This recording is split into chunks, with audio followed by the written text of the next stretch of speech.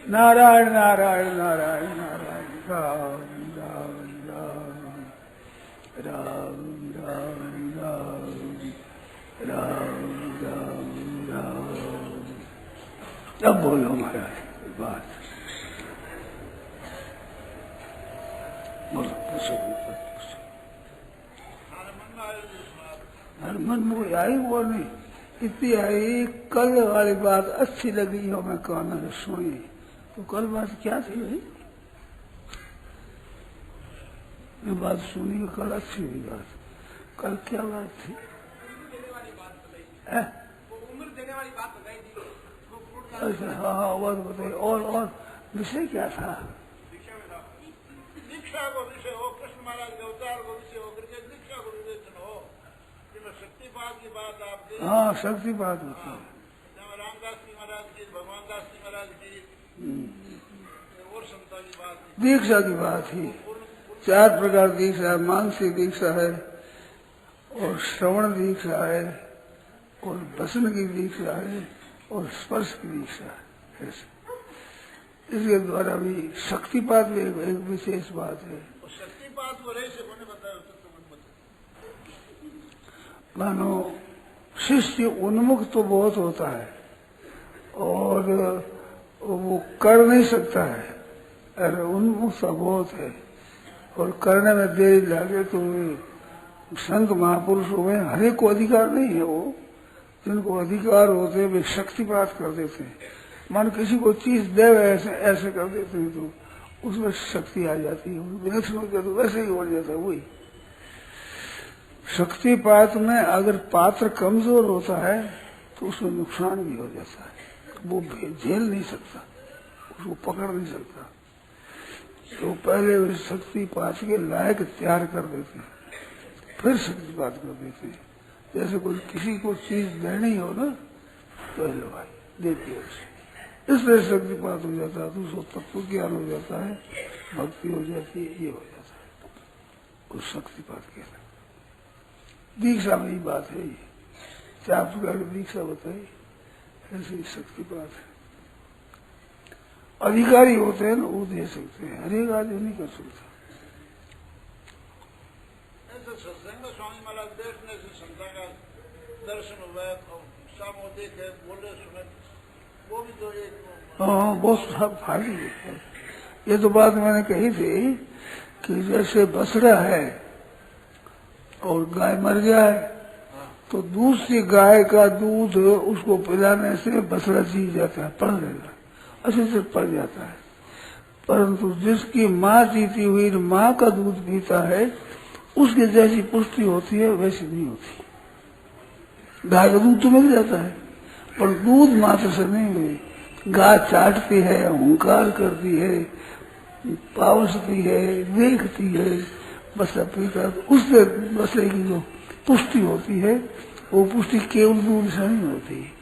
ऐसे ही केवल बातों से उतना लाभ नहीं होता जितना संत महापुरुष देखते हैं, वो स्पर्श कर देते हैं और भाव हो जाता है, उससे होता है। जिसमें भी उनका भाव विशेष हो जाता है ना, जिसके प्रति वो भाव विशेष होने से उसकी विलक्षणता आ जाती है, अनुभूता आ जाती है। जैसे शक्तिपात होता है वो पूरी बात आ जाती है, ऐसे पास के सामने आते हैं वे चित्त प्रसन्न होकर देखते हैं ना, देखने मात्र से एक अमृत बरसता है, उनकी शक्ति, उनकी ताकत आती है। तो शिष्य की बहुत जल्दी कल्याण हो जाता है, जल्दी उद्धार हो जाता है। संतों की वाणी गीता आदि है, ये जितनी सुनता है उतना लाभ होता है, परंतु जितना गीता का अनुभव होता है वो कहते हैं वैसा लाभ विचित्र होता है। जैसे वर्णमाला पढ़ा हुआ वर्णमाला पढ़ा दे तो एक शास्त्रीय आचार्य हो और वर्णमाला पढ़ावे तो उस दोनों वर्णमालाओं में फर्क रहता है। अक्षर तो वही सीख जाते, वही सीख जाते हैं, पर जितनी विद्या अधिक होती है उसका कोई विशेष असर पड़ता है। ऐसे अनुभवी पुरुष होते हैं, उनसे बातचीत करें, वे बातें पारमार्थिक सुनावे तो उनसे एक विलक्षण असर पड़ता है, अनुभव विलक्षण होता है, प्रसन्नता विलक्षण होती है, एक आनंद विलक्षण होता है।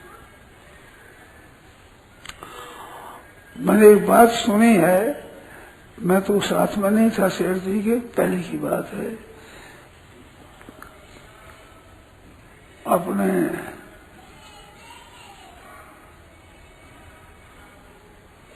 दिल्ली में कहीं कलकत्ते में किसी शहर की बात याद नहीं आई, उसमें वो हरि बाबा आए थे जो कीर्तन करते थे ना, वो हरि बाबा आए तो कीर्तन कराते थे, तबला बजा करते, बड़ा मस्त कीर्तन होता, बड़ा सुहावना कीर्तन होता था उनका, मैंने सुना है। ऐसा कीर्तन करते थे और वो सभा थी, शेर जी ने सुना तो शेर जी गए थे वहाँ, शेर जाकर बैठे तो क्या मैंने आप बताओ कुछ बोलो, तो शेर जी ने कहता मैं तो एक वैश्य बालक हूँ, एक बढ़िया हूँ मैं तो उसमें मैंने बात सुनी है, जैसे कहते वैसे साधारण हूँ मैं, ऐसे कर कहने लगे। तो हरि बाबा बोले कि आप साधारण है कैसे हैं वो तो आप जानो, परंतु आपके यहाँ आने से ये सभा में फर्क पड़ गया, सभा और तो हो गई। सभा में पहले वृद्ध थी, नशा सभा यत्र संति वृद्धा, जिस सभा में वृद्ध न हो बूढ़े, तो वो सभा जैसे छोकरे इकट्ठे होते हैं खेलते हैं, ऐसी सभा होती है। और वृद्ध होते हैं सभा में तो वो सभा एक विलक्षण होती है, उस सभा में विचित्रता होती है। तो सभा में विचित्रता आ गई, आपके आने से सभा और तरह हो गई, तो ऐसे उनका प्रभाव पड़ता है। जितने वो विशेष अनुभवी होते हैं उनका प्रभाव पड़ता है, तो प्रभाव संपूर्ण पर पड़ता है। उनमें जितना श्रद्धा भक्ति अधिक होती है उनके स्वभाव प्रभाव ज्यादा पड़ता है। जितना वो सदाचारी है, सद्गुणी है, विशेष उत्कंठित है, ऐसा पुरुष उस पर ज्यादा पड़ता है। उनमें भी जो संत महापुरुष ज्यादा राजी होकर के देखते हैं, बात कहते हैं, तो उन पर और विशेष पड़ता है। और उनके आपस में श्रद्धालु को भक्त हो और संत मानु कृपालु हो और विशेष परिचित हो और वे बातें करते हैं, और जब वो कोई पूछता है वो संत प्रसन्न होकर कहते हैं, तो उस बात का असर सभा पर और विलक्षण होता है, सभा में विशेष अर्थ होता है। ऐसा वो बात सुनी मैंने हरि बाबा की, हरि बाबा ने ऐसा कहा, आप है तो ठीक बात है, पर आपके आते ही सभा है वो रंग बदल गया। जैसे बच्चे बच्चे इकट्ठे और बातें करते हैं, तो एक वृद्ध पुरुष आ करके मर्यादा की बात करे, इसलिए से वृद्धों में भी सर्वेते ज्ञान वृद्ध से किंकर आशीष किंकर, जो ज्ञान वृद्ध होते हैं, अनुभव इसमें बढ़े हुए थे, उन वृद्धों का असर विशेष होता है। सब जितने वृद्ध है, कोई पैसे में वृद्ध होता है, कोई राज्य आदि में होता है, कोई वर्ण में होता है, कोई आश्रम में होता है, कोई गुणों में होता है, कोई योग्यता में होता है, बड़े होते हैं ना, तो बड़ों में भी जो ज्ञान वृद्ध होता है उसका है। तो नशा सभा यत्र संति वृद्धा, जहाँ वृद्ध नहीं है वो सभा सभा नहीं है। वृद्धा सोते ये न वदंत धर्म, ये वृद्ध नहीं है जो धर्म के तत्व को न जाने, धर्म का विवेचन न करे। और धर्म भी वो धर्म नहीं है जिसमें सत्यता न हो, तो सत्यता न हो खुद में आसन और एक विशेषता से धर्म का अनुष्ठान करते हैं, तो उसमें वो ताकत नहीं। जो सत्यवादी होते हैं, संयमी होते हैं, अनुभवी होते हैं, वे बात कहते हैं शास्त्र की, तो वो शास्त्र में भी रंग और फर्क होता है। जैसे कोई भागवत की कथा सुनावे, गीता का कोई विवेचन करे, तो जितना वो अनुभव ज्यादा होता है, वो सामान्य बात कहते हैं तो उसका भी विशेष असर पड़ता है। जैसे बंदूक छोड़े तो बंदूकों में बारूद भरा रहता है, उसे शब्द तो बड़ा होता है, पर गोली रहती है भीतर तो मार करती है, और गोली नहीं होती है तो मार नहीं करती। शब्द बड़ा होता है, कानों चूं हो जाएगा पर छेद नहीं कर सकता, और वो गोली होती है तो बड़ा छेद कर देती है। वो इस तरह से जिनमें अनुभव मुख्य होता है और वो विवेचन करते हैं, तो वो एक ऐसा विलक्षण है जो वो पार कर जाती है। शब्द गुरु बाण भर मारिया, कलेजा छेद कर डालिया, वो छेद असर पड़ता है। और ऐसे शास्त्रों की बात कहे, लाभ होता है। गीता जी, रामायण, भागवत, इन ग्रंथों का जहाँ विचार होता है, आर्ष ग्रंथों का, ऋषि प्रणीत ग्रंथों का, उसका असर और होता है। और कवि की कविता होती है, उसमें आनंद तत्काल तो आनंद बढ़िया होता है, परंतु जीवन पर उन पर इतना असर नहीं पड़ता है। और ऐसे संत महापुरुष, अनुभवी पुरुष है, वो जो बात कहते हैं, बात वही, विषय वही, श्लोक वही, पद वही, परंतु अनुभवी पुरुषों का कुछ असर बहुत विलक्षण होता है। ऐसी बात सुनी शास्त्रों की बात। ये नरसिंह महाराज ने कहा ना, ऐसे सुनने से तो उनकी सुनना है, उन्हें नेत्र है, उन्हें कहना है, उनके हाथ है, उनकी मुद्रा है, इन बातों का भी असर पड़ता है। केवल पुस्तक हम पढ़े तो उससे भी लाभ होता है, संत महात्माओं के लेख पढ़े तो फायदा होता है, परंतु वही बातें उनकी साक्षात कहने से विशेषता से होता है। संतों ने कहा वचन आगले संत का हरिया हस्ती दंत, ताखन टूटे भरम का सैंदी ही बिन संत। एक राजा थे, वो बाहर गए तो कई राजाओं पर उन्होंने विजय की, कईयों पर अधिकार कर लिया। तो वे आए, इसे लौट कर आए तो देरी हो गई। देरी होने से दरवाजे बंद हो गए, शहर के किले के सब दरवाजे उतना बजे रहेगा उतने बजे बंद होता है, इतना खुलता है, बंद हो गए। तो बंद हो गया तो खोलो, आवाज दी गई तुम्हारे हाथ चाबी नहीं है। चाबी कोतवाल चली जाती है, ताला लगने के बाद में, तो है नहीं, वो है नहीं है, खोलो। तो महाराज खुलता नहीं, मानो समय नहीं हुआ, कैसे खुले।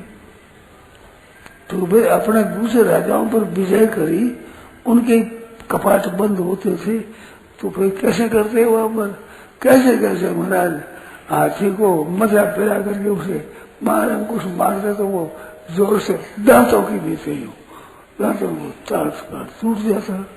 तो वो दांत है ना, दांत तो है, हाथी तो महाराज वो काम आके मर गए, हाथी तो नहीं है, तो दांत है, दांत से तोड़ो। अब दांत को ये मारे तो थोड़ी टूटे, वो तो हाथी के लगे हुए दांत ही काम करते हैं, हाथी के लगे हुए नहीं हो, क्यों दांतों से जैसे मूसल को मारे जो मार दो गले। ताकन टूटे भरम का सैंदे ही बने संत, सैंदे ही संत होते हैं, उनके द्वारे भरम का ताक टूट जाता है, भरम की कपाट टूट जाता है, एकदम प्रकाश हो जाता है, उससे बिल्कुल बात हो जाती है। वो तो ज्ञान फायदा होता है उससे, हमें तो बहुत कुछ फायदा हुआ है, हो रहा है।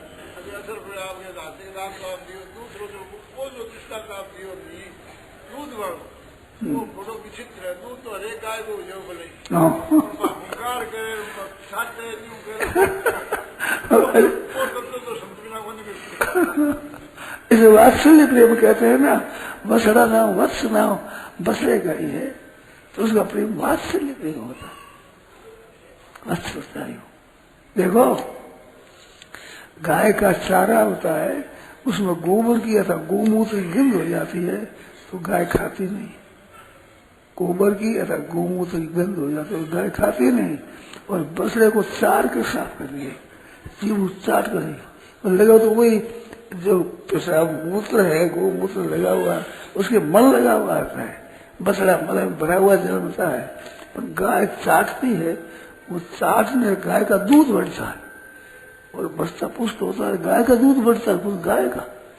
और कोई वैसा करो कि उसको चाटने मत दो, धोकर साफ कर लो, तो उस गाय के बिहार में दूध कम होगा, वो जितना चाटेगी उस गाय का दूध ज्यादा होगा।